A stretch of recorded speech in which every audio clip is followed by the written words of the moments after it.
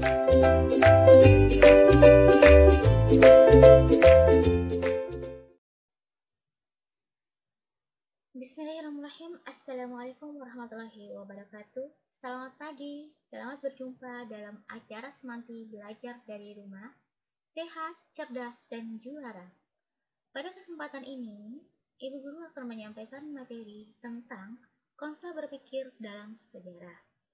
Adapun beberapa tujuan dari pembelajaran hari ini adalah siswa diharapkan mampu memahami makna dari pengertian sejarah, terus bisa memahami konsep berpikir dalam sejarah yang terdiri dari konsep berpikir diakronik, sinkronik, kronologi, periodisasi, dan kausalitas.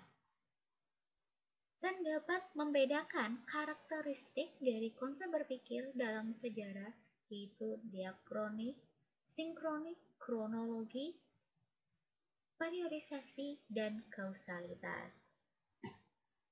Dan selanjutnya yaitu adalah dapat menganalisis perubahan manusia hidup dalam perubahan dan keberlanjutan dalam sejarah.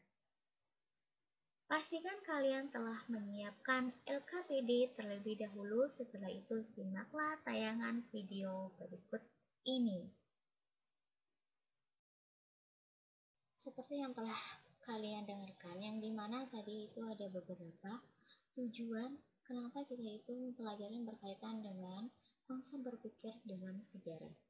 Nah, di sini ada beberapa poin yang akan kita bahas terlebih dahulu sebelum kita ke konsep berpikir dalam sejarah. Yang pertama, itu adalah pengertian sejarah. Nah, di sini ada beberapa gitu loh. Sejarah itu memiliki banyak makna, memiliki makna yang sangat luas. Tetapi di sini ada beberapa. Secara etimologi, sejarah itu berasal dari bahasa Arab, yaitu sajaratun, yang berarti pohon. Nah, apa sih kaitannya dengan sejarah? Nah, kalau di kita gitu, asal usul, kalau menurut Kamus Besar Bahasa Indonesia, kenapa dikaitkan dengan pohon? Karena pohon itu ketika kita lihat, dia itu memiliki batang, ranting, akar, daun, dan buah. Nah, itu ibaratnya adalah silsilah keluarga. Nah, itulah yang dikatakan sajaratun ataupun sejarah itu ibaratnya itu pohon. Kalau dalam bahasa lain, Inggris itu history, ataupun dari bahasa Belanda ataupun Jerman itu disebut Geschichte, yang berarti sesuatu yang telah terjadi. Jadi dapat disimpulkan sejarah ini adalah ilmu pengetahuan atau cerita, kejadian atau peristiwa yang benar-benar terjadi di masa lampau. Ini hanya sedikit dari banyaknya pengertian sejarah itu sendiri, karena ada beberapa pengertian sejarah menurut para ahli. Salah satunya di sini itu adalah Bapak Sejarah yang disebut dengan Bapak Sejarah yang bernama Herodotus. Menurut beliau, sejarah itu adalah tidak berkembang ke arah depan, gitu loh. Tujuan pasti dan tidak memiliki tujuan pasti, dan seperti lingkaran yang tinggi rendahnya disebabkan oleh keadaan manusia. Kenapa? Nah, seperti halnya sekarang kita masuk di SMA, belum tentu kita itu pada saat kita keluar nanti apa yang menjadi cita-cita awalnya kita menjadi seorang guru, belum tentu kita itu akan menjadi seorang guru. Tetapi walaupun tujuan kita itu sebenarnya udah pasti, tapi belum pasti apa yang kita dapatkan sendiri. Nah, kalau menurut Bapak Aristoteles yang merupakan filsuf dari negara Yunani, mengatakan bahwa sejarah itu adalah suatu yang meneliti kejadian sejak awal dan tersusun dalam bentuk kronologi. Nah, kenapa dikatakan kronologi? Di sini kita akan mengetahuinya setelah kita membahas yang berkaitan dengan konsep berpikir dalam sejarah. Nah, yang ketiga Di sini ada Bapak Muhammad Yamin, yaitu berasal dari negara kita sendiri. Sejarah menurut beliau itu adalah ilmu pengetahuan yang disusun atas hasil penyelidikan terhadap beberapa peristiwa dan dapat dibuktikan dengan kenyataan. Ibaratnya seperti ini. Ketika kita ingin mencari tahu suatu peristiwa itu apakah benar-benar terjadi apa enggak, kita itu harus melakukan penyelidikan. Kita harus mencari tahu, oh ini benar-benar terjadi apa enggak? Oh ini kapan terjadinya? Dan di mana?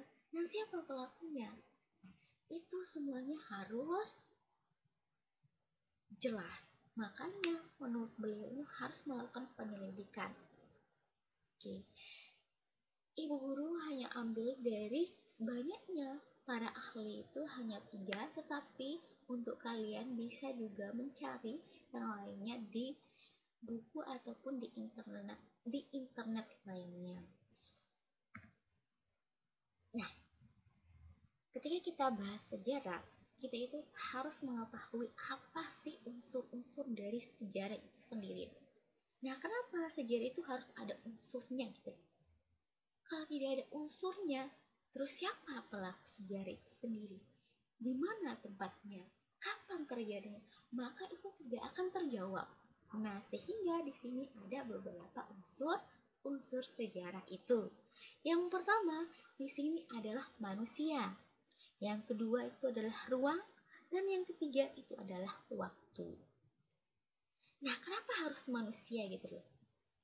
Ingat, diharapkan pada peserta didik diingatkan dengan baik-baik, yang dimana sejarah itu tidak membahas tentang hewan, tumbuhan, ataupun makhluk gaib, melainkan manusia.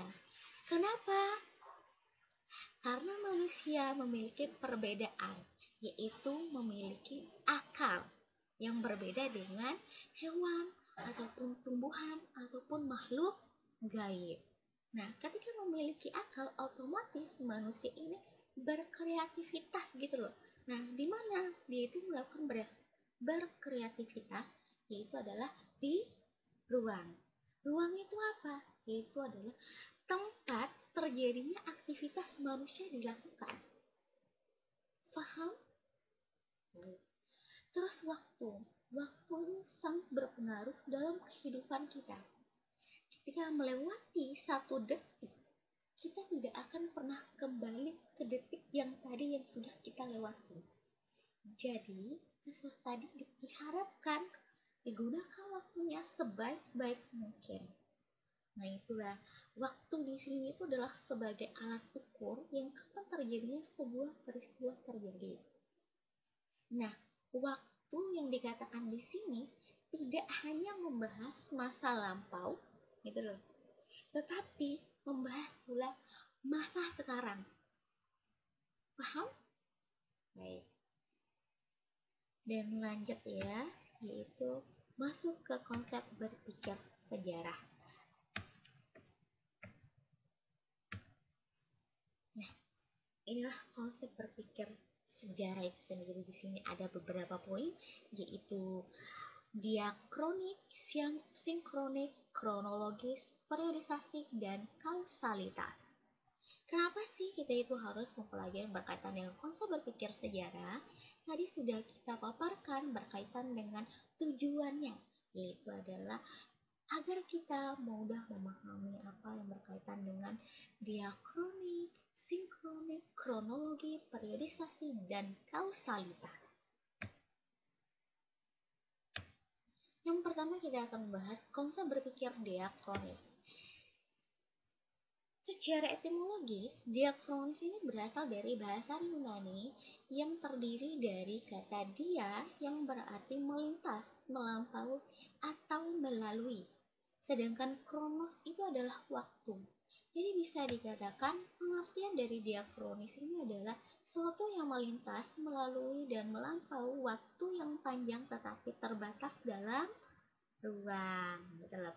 Ketika kita mempelajari peristiwa sejarah atau ingin menceritakan peristiwa sejarah, kita menggunakan konsep berpikir diakronik, otomatis kita itu harus memiliki ataupun melihat waktu yang sangat panjang, Ibaratnya ciri-cirinya itu ada di sini. Berdimensi waktu, berarti waktu itu terus bergerak ya, tidak diam. Nah, makanya di sini bersifat dinamis. Terus setelah dia itu terus bergerak, otomatis peristiwa ini akan ada sebab akibat. Jadi ini akan ada perbandingan antara peristiwa satu dengan peristiwa yang lain, gitu loh. Nah, dan konsep berpikir diakronik ini biasa digunakan dalam ilmu sejarah, gitu ya. Kenapa? Karena dia itu membahas sesuatu hal yang benar-benar terjadi dan waktunya itu terus bergerak. Kembali lagi, sejarah itu tidak diam di tempat, melainkan terus bergerak. Akan ada keberlanjutannya dan akan ada berkesinambungan. Nah, contohnya di sini itu misalnya ketika kita menjelaskan sebuah peristiwa proklamasi 17 Agustus 1945, kita harus menjelaskan terlebih dahulu peristiwa di sekitarnya, gitu loh. Berarti sebelum peristiwa proklamasi ini kita jelaskan, kita harus menjelaskan terlebih dahulu peristiwa, misalnya yang pertama, gitu loh, penyerahan Jepang terhadap sekutu. Terus apa yang terjadi setelah penyerahan itu? Nah, di sini bagaimana para pemuda-pemudi Indonesia itu mempersiapkan atau menyiapkan diri untuk melakukan proklamasi kemerdekaan itu sendiri. Sehingga di sini ada peristiwa yang berkaitan dengan adanya perselisihan antara golongan tua dan golongan muda. Nah, setelah terjadinya pertentangan itu gitu loh antara konflik golongan tua dan golongan muda, adanya berkaitan dengan peristiwa Rengas Dengklok. Setelah peristiwa Rengas Dengklok ini apa? Yaitu adalah penyusunan teks proklamasi. Nah, setelah terjadinya penyusunan teks proklamasi, barulah yang berkaitan dengan membacakan ataupun memproklamasikan kemerdekaan tepatnya pada tahun 1945 tanggal 17 Agustus. Paham? Nah, selanjutnya di sini itu adalah sinkronik. Ya, bisa dikatakan konsep berpikir sinkronik itu adalah perbandingan dari konsep berpikir diakronik. Nah, ini pengertiannya bisa kalian langsung lihat di sini ada juga berasal dari bahasa Yunani, sin dan kronos. Sin itu adalah dengan, sedangkan kronos itu adalah waktu. Jadi bisa langsung dibaca. Terus di sini berkaitan dengan ciri-cirinya. Statis. Tadi diakronik itu dinamis. Kalau statis itu diam di tempat, gitu loh.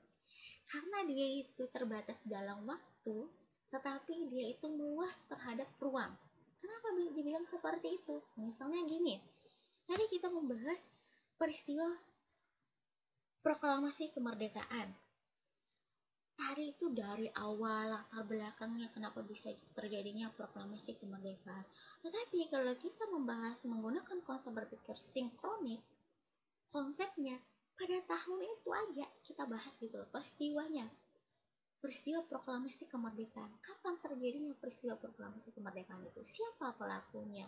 Dan di mana tempatnya? Terus bagaimana respon dari penduduk Indonesia? Gitu loh. Nah, apa dampaknya setelah diproklamasikan kemerdekaan?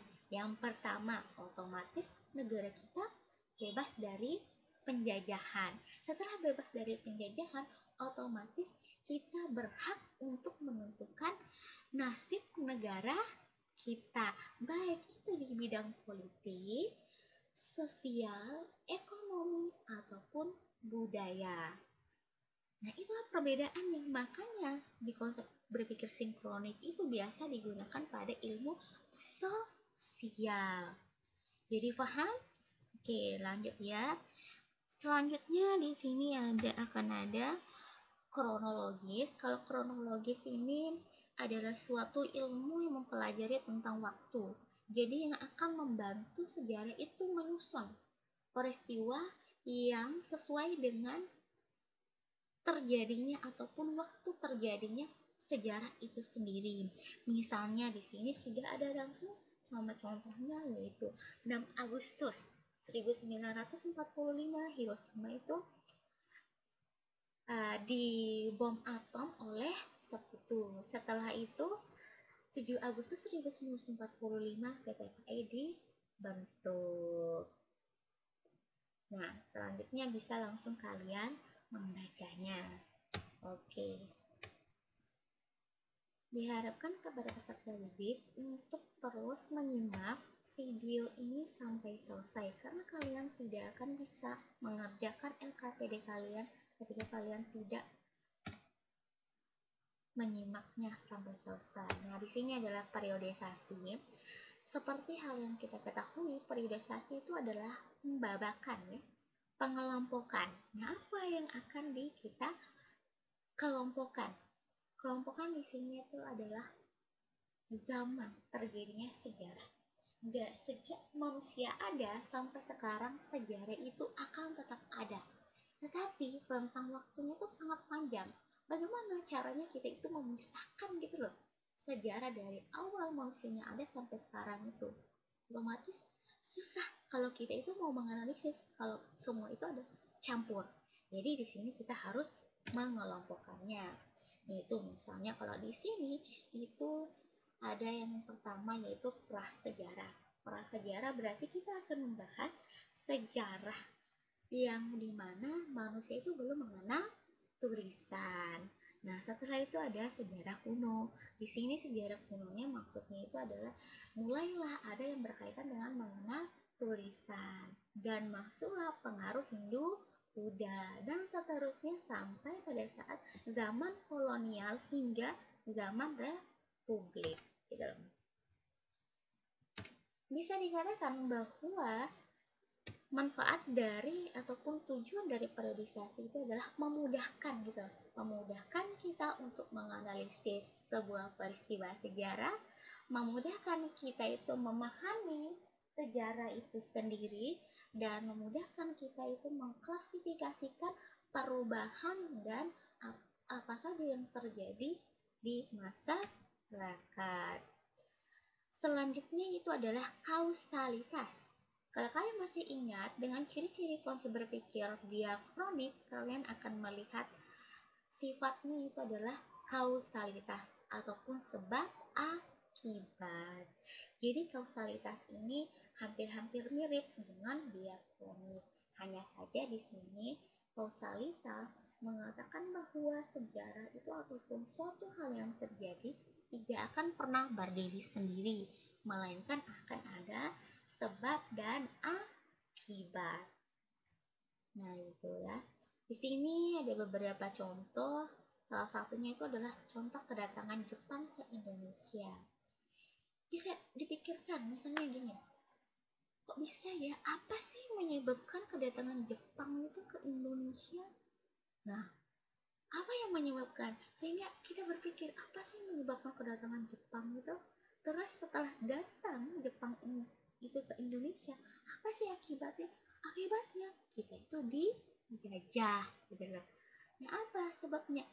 Jepang itu ingin menguasai Asia. Ketika mereka mau menguasai Asia, mereka juga harus menguasai Indonesia. Sehingga mereka berakibatnya menjajah Indonesia. Di sini ada dua ya, kausalitas itu yaitu monokausal dan multikausal. Dan yang terakhir di sini adalah manusia hidup dalam perubahan dan keberlanjutan. Kalau perubahan itu bisa dikatakan bahwa suatu kejadian ataupun pergerakan gitu loh dari hal yang satu dengan hal yang lain. Misalnya dari suatu hal yang sederhana menuju hal yang sangat kompleks gitu. Itu yang dinamakan dengan perubahan. Tapi di sini juga ada beberapa poin, apa sih menyebabkan faktor-faktor ataupun terjadinya perubahan dalam sejarah. Ini ada dua, faktor intern dan faktor ekstern. Kalau intern itu ada perubahan penduduk, penentuan baru, terus konflik dalam masyarakat ataupun pemberontakan. Begitu juga dengan faktor ekstern di sini dilihat dari kondisi alam, peperangan ataupun pengaruh kebudayaan. Kalau berkaitan dengan manusia hidup dalam keberlanjutan, maksudnya itu adalah sesuatu hal yang pernah terjadi, maka akan terjadi kembali dan akan berlanjut. Misalnya, kita hari ini makan, dan hari esok juga kita akan makan, dan selanjutnya, maka hal itu terjadinya akan berlanjut.